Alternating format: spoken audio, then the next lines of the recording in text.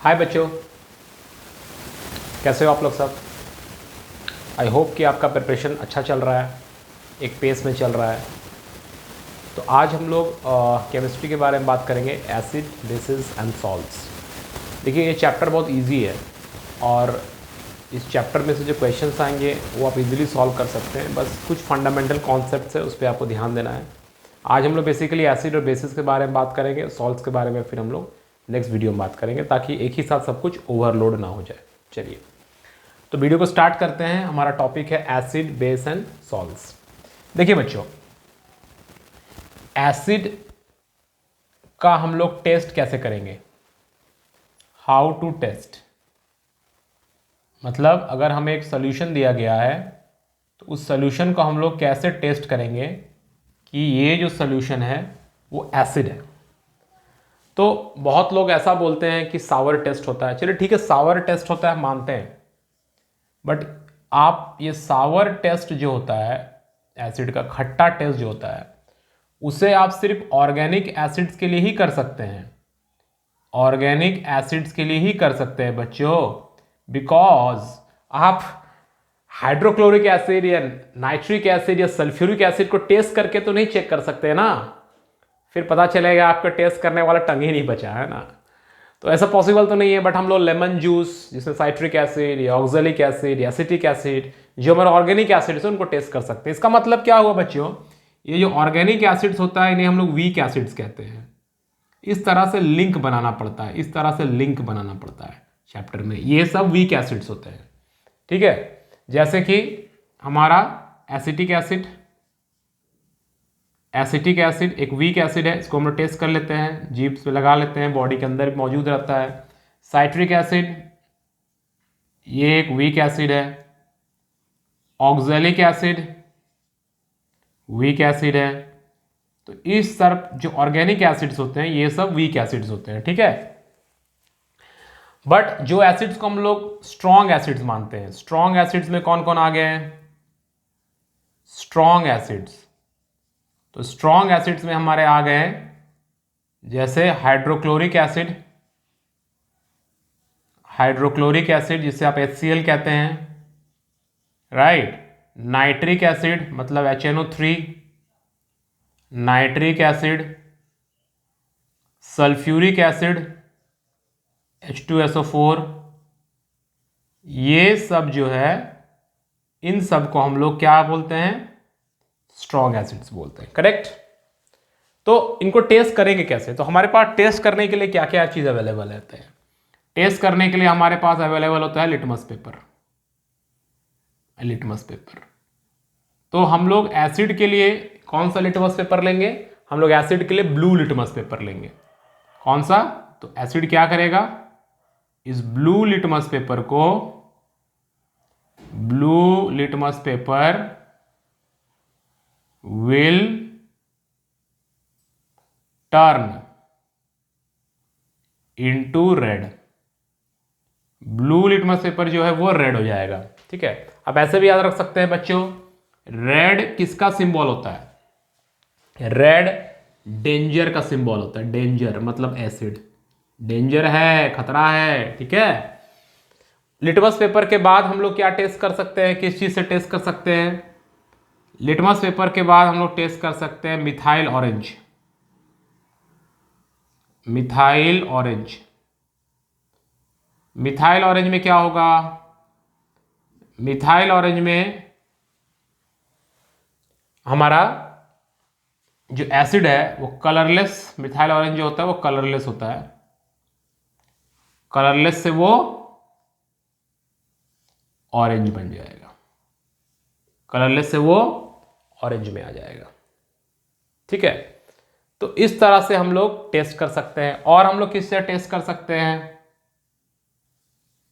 हम लोग टेस्ट कर सकते हैं कुछ हमारे पास जो जैसे अनियन, जैसे कि क्लोव ऑयल, इन सब से भी हम लोग टेस्ट कर सकते हैं। कैसे, अगर इन सब का ना एक कैरेक्टरिस्टिक्स स्मेल होता है, जैसे अनियन का आप जानते हैं कि स्मेल के कारण हमारे आंखों में पानी आ जाता है। क्लोव ऑयल मतलब लौंग के तेल के कारण भी पानी आ जाता है। तो इनको हम लोग कैसे टेस्ट करते, इनका जो स्मेल है, smell does not disappear in acidic medium, does not disappear. अगर एसिड डाल देंगे तो इसका स्मेल डिसअपियर नहीं होगा इन एसिडिक मीडियम। ठीक है, तो इससे हम लोग टेस्ट कर लेंगे। करेक्ट, इससे हम लोग टेस्ट कर लेंगे। करेक्ट, तो इनको, इनका स्मेल से हम लोग टेस्ट करते हैं। तो इन सब को हम लोग क्या बोलते हैं, किस तरह का इंडिकेटर बोलते हैं बच्चों? इन सबको हम लोग बोलते हैं ऑल फैक्ट्री इंडिकेटर्स। ठीक है, इनको बोलते हैं ऑल फैक्ट्री इंडिकेटर्स, क्योंकि हम लोग यहां क्या करते हैं, हम लोग यहां पे स्मेल से टेस्ट करते हैं, स्मेल से। ठीक है, तो एसिड्स के बारे में एक ब्रीफ इंट्रोडक्शन ये हो गया। इस तरह से हम लोग इसको टेस्ट कर सकते हैं। ठीक है, इसको नोट डाउन करना है तो नोट डाउन कर लीजिए। नेक्स्ट, एसिड्स में क्या है कि वो एसिड का बिहेवियर दिखाता है। देखिए, कोई भी एसिड अगर लेते हैं जैसे HCl, अगर ये एक्वस मीडियम में है बच्चों, ठीक है, एक्वस मीडियम, एक्वस मतलब पानी के प्रेजेंस में, तो ये H+ और Cl- में डिसोसिएट हो जाता है। दूसरा एसिड अगर हम लेते हैं जैसे H2SO4, तो H2SO4 अगर एक्वस मीडियम में है तो ये डिसोसिएट होके हो जाएगा 2H+ प्लस SO4 2-। ठीक है, अगर आप कोई वीक एसिड ही लेते हैं जैसे एसिटिक एसिड CH3COOH, ये भी अगर एक्वस मीडियम में है तो ये डिसोसिएट होके हो जाएगा CH3COO- प्लस H+। तो आप देख सकते हैं कि जो भी एसिड है उसमें कॉमन ये है कि जब वो डिसोसिएट करेगा तो H+ आयन वो लिबरेट करेगा। ठीक है, तो what is the common in all the acids? तो कॉमन ये है, they liberate H+ ion on dissociation. ये डिसोसिएट करने के बाद H+ आयन लिबरेट करेगा, that's why it is called acid. ठीक है, इसलिए वो एसिड होता है। जैसे अब आपको एक क्वेश्चन पूछते हैं, हम यहां पे एक क्वेश्चन अराइज हो रहा है, वाई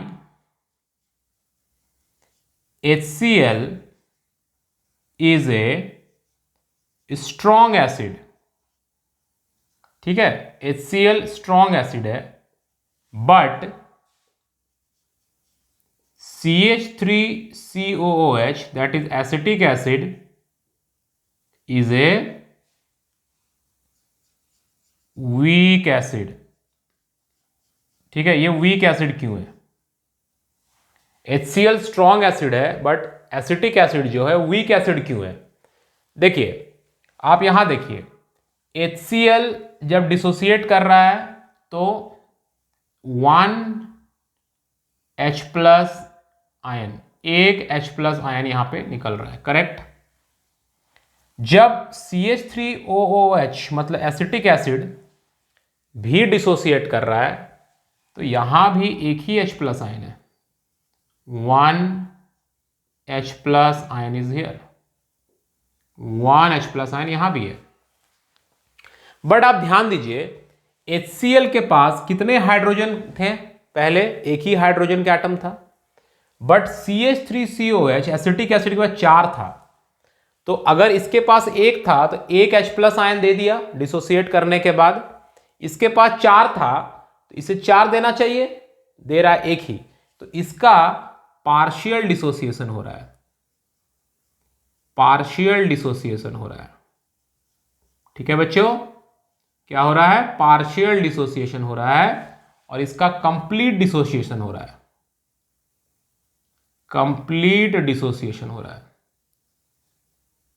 इसीलिए HCl स्ट्रॉन्ग एसिड है क्योंकि कंप्लीटली डिसोसिएट करता है टू गिव H+ आयन, और एक पार्शियल डिसोसिएशन हो रहा है टू गिव H+ आयन। सारा का सारा हाइड्रोजन डिसोसिएट नहीं हो पा रहा है, इसीलिए वो वीक एसिड है। ठीक है, ओके।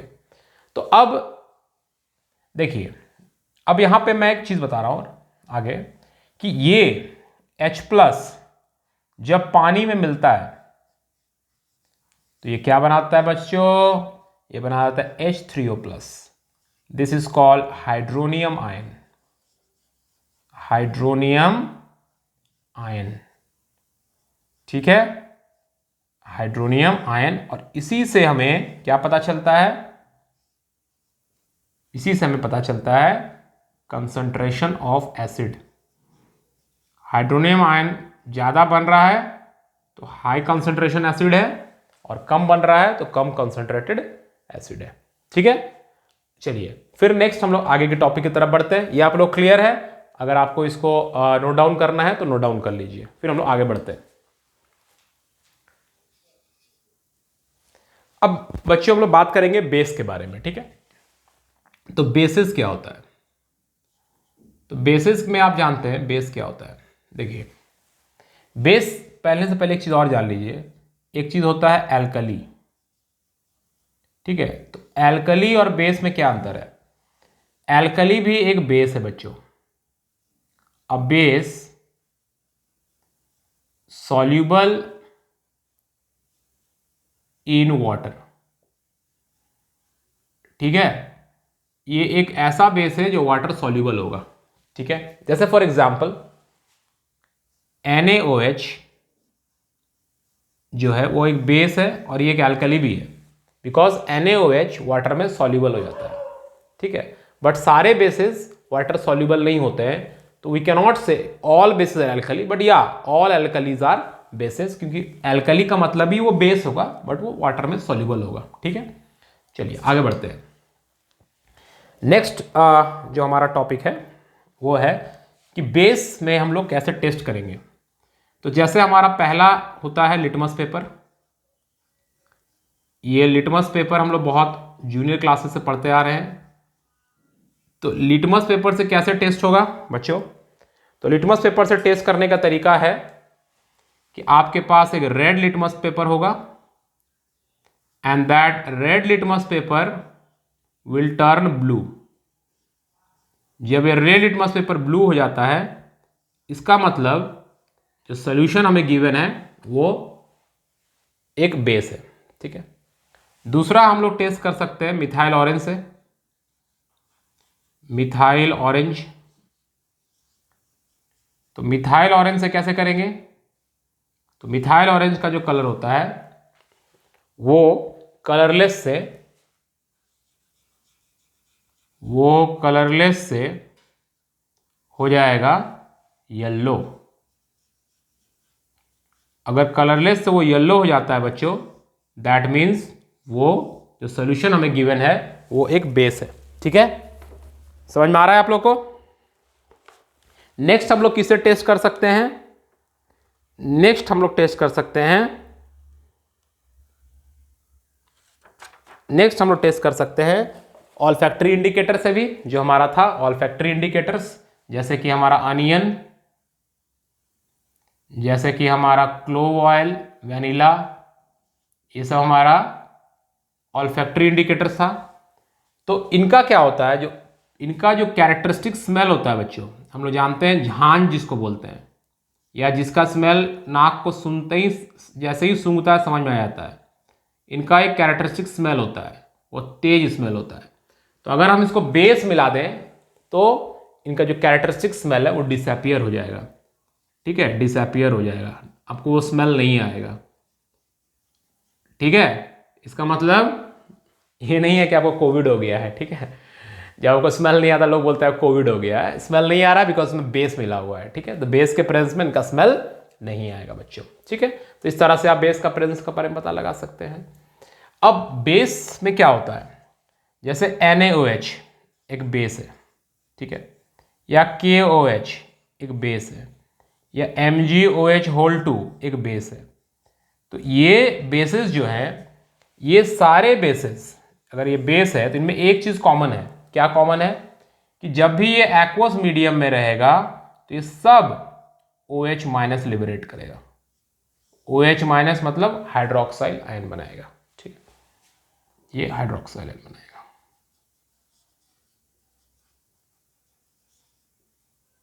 ठीक है, OH माइनस लिबरेट करेगा। ठीक है, तो OH माइनस के कारण इसका बेसिक नेचर होता है और ये सारे कैरेक्टरिस्टिक्स वो OH माइनस के कारण ही दिखा रहा है। ठीक है, तो अगर आप एसिड की बात कर रहे हैं बच्चों, तो एसिड का मतलब हो गया वो H प्लस आयन देगा, या H3O प्लस भी आप बोल सकते हैं। H प्लस आयन देगा, फिर पानी के साथ मॉलिक्यूल के साथ मिलकर वो H3O प्लस बना देता है।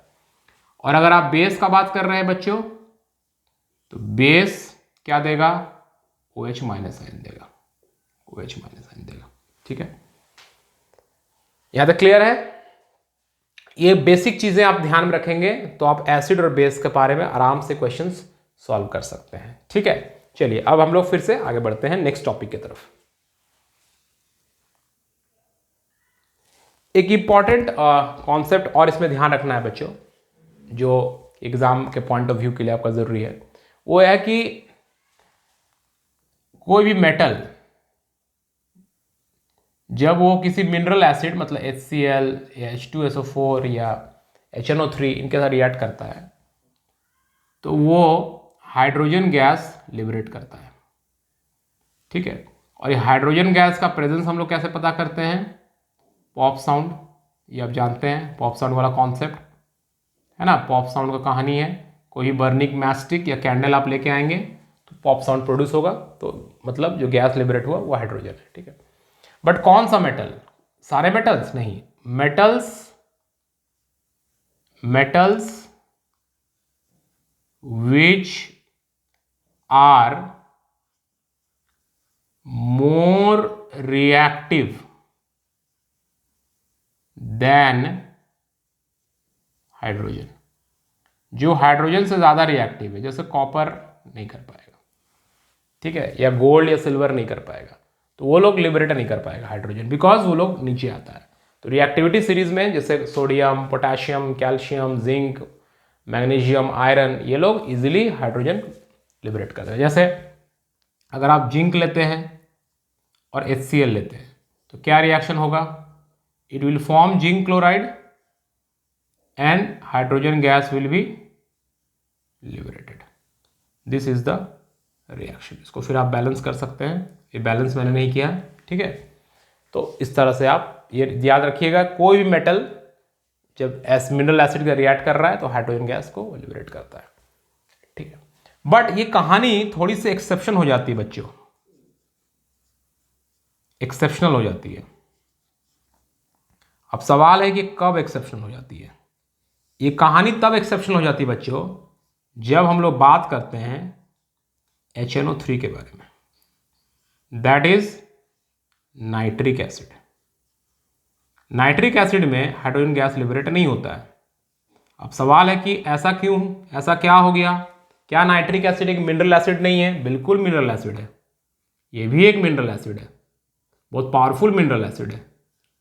तो फिर ऐसा क्या हुआ कि नाइट्रिक एसिड ने हाइड्रोजन गैस लिबरेट नहीं किया? बिकॉज बच्चों नाइट्रिक एसिड जो होता है ना, वो वेरी स्ट्रॉन्ग ऑक्सीडाइजिंग एजेंट होता है, वेरी स्ट्रॉन्ग ऑक्सीडाइजिंग एजेंट होता है, इसीलिए वो हाइड्रोजन फॉर्म तो नहीं कर पाएगा, वो क्या कर देता है, वाटर बना देता है। वेरी स्ट्रॉन्ग ऑक्सीडाइजिंग एजेंट है। तो आपको ऐसा क्वेश्चन आता है कि why all mineral acids liberate hydrogen when react with metal but nitric acid does not, क्या रीजन है? तो आपको बच्चों सिंपल लिखना है कि जो नाइट्रिक एसिड है हमारा, वो एक स्ट्रॉन्ग ऑक्सीडाइजिंग एजेंट होता है, इसीलिए वो हाइड्रोजन लिबरेट नहीं कर पाता है, वो वाटर बना देता है, ठीक है, ऑक्सीडाइज कर देता है। क्लियर? ओके। इसके बाद जो चीज आपको जाननी चाहिए वो है कि जब एसिड और बेस रिएक्ट करते हैं तो क्या होता है, वो सॉल्ट बनाता है। एसिड और बेस जब रिएक्ट करता है तो वो क्या करता है, सॉल्ट बनाता है। टॉपिक में है भी सॉल्ट्स के बारे में पढ़ना है, कुछ स्पेसिफिक सॉल्ट्स के बारे में पढ़ना है, वो हम लोग नेक्स्ट वीडियो में सॉल्ट्स के बारे में बताएंगे आपको। एसिड प्लस बेस सॉल्ट बनाता है। अब ये सॉल्ट जो है बच्चों, वो एसिडिक सॉल्ट हो सकता है, वो सॉल्ट बेसिक सॉल्ट हो सकता है, और वो सॉल्ट न्यूट्रल सॉल्ट भी हो सकता है। अब सवाल ये आता है कि ये एसिडिक कैसे होगा, बेसिक कैसे होगा और न्यूट्रल कैसे होगा, ठीक है। देखिए जैसे आपको हम एक सॉल्ट देते हैं, जैसे सपोज कर लीजिए salt is CuCl2 copper chloride, ठीक है। दूसरा एक सॉल्ट देते हैं CH3COONA, सोडियम एसिटेट कहते हैं इसको, सोडियम एसिटेट कहते हैं, ठीक है। या NaHCO3 सोडियम बाइकार्बोनेट, ये भी सॉल्ट है, ठीक है।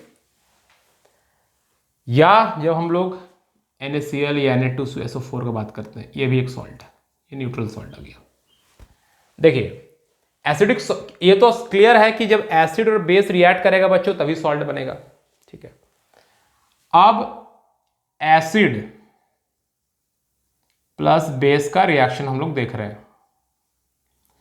अगर ये स्ट्रांग होता है हमारा, स्ट्रांग एसिड अगर स्ट्रांग रहता है तो जो सॉल्ट बनेगा वो एसिडिक सॉल्ट बनेगा। बात समझ में आया? जो सॉल्ट बनेगा वो एसिडिक सॉल्ट बनेगा। कब? अगर एसिड आपका स्ट्रांग होता है तो, ठीक है। जैसे मैंने कॉपर क्लोराइड का एग्जांपल दिया, copper hydroxide when react with HCl it forms copper chloride plus water. तो कॉपर हाइड्रोक्साइड जो होता है बच्चों, ये एक वीक बेस है, ये एक वीक बेस है, बट HCl एक स्ट्रॉन्ग एसिड है, एक स्ट्रॉन्ग एसिड है।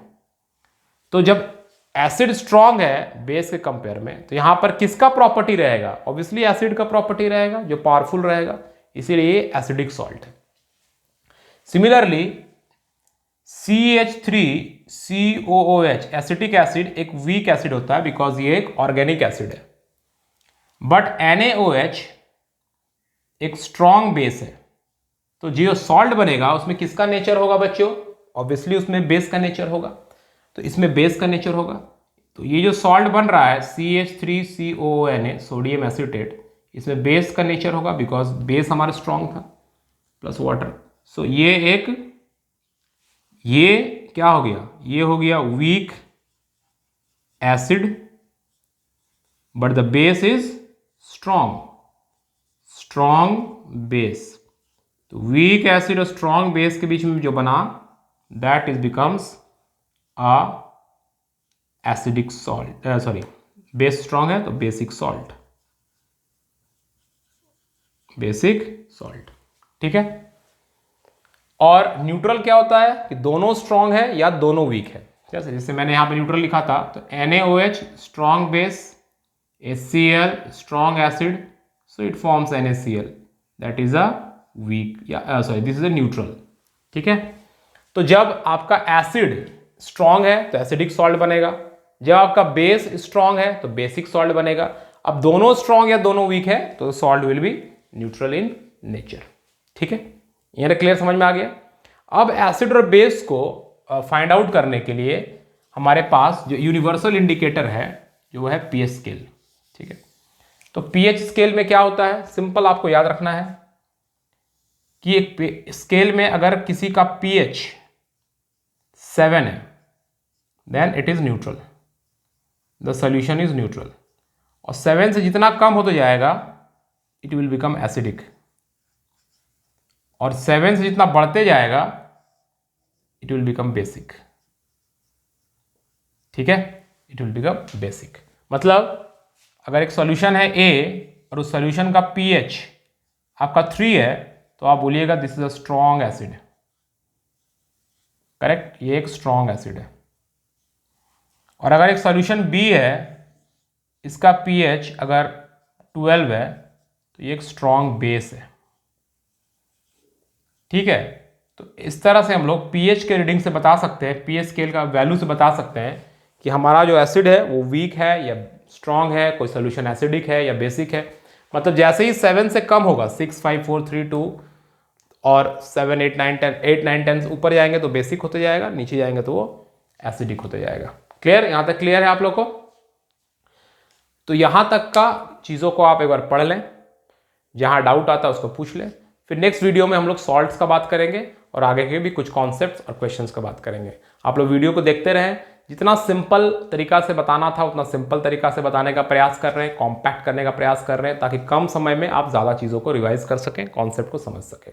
ठीक है बच्चों, मेरा जैसा कि मैं हमेशा कहता हूँ, अगर आपको इससे फ़ायदा हो रहा है, अगर इससे आपको फ़र्क पड़ रहा है, तो प्लीज़ प्लीज़ प्लीज़ वीडियो को शेयर करें और ज़्यादा से ज़्यादा लोगों तक पहुँचाएं। Thanks all of you, see you in the next video, bye.